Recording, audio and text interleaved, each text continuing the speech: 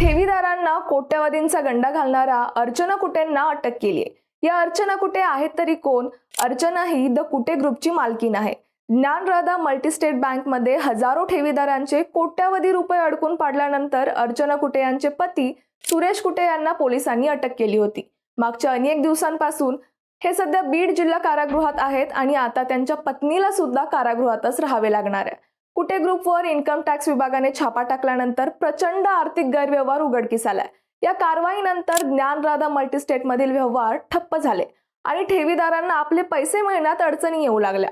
अर्चना कुटे इन्व्हेस्टरला फक्त आश्वासन देत असतात, कुटे ग्रुपला लोन मंजूर झालंय, पॅनिक होऊ नका अशा खोट्या आश्वासनांनी ठेवीदारांना फसवणाऱ्या संचालकांनी एकही रुपया परत केला नाही। त्यामुळे देशभरात बीड, लातूर, पुणे, संभाजीनगर सारख्या अनेक ठिकाणी अर्चना कुटे, सुरेश कुटे आणि इतरांवर गुन्हे दाखल करण्यात आले।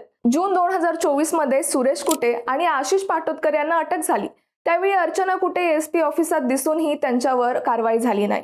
वर्षभर पोलीस आशीर्वादाने पुणे, मुंबई, महाबळेश्वर मध्ये मुक्तपणे वावरत असलेल्या अर्चना कुटेंना आता CIDने पुण्याच्या पाषाण रोड भागातून अटक केली आहे।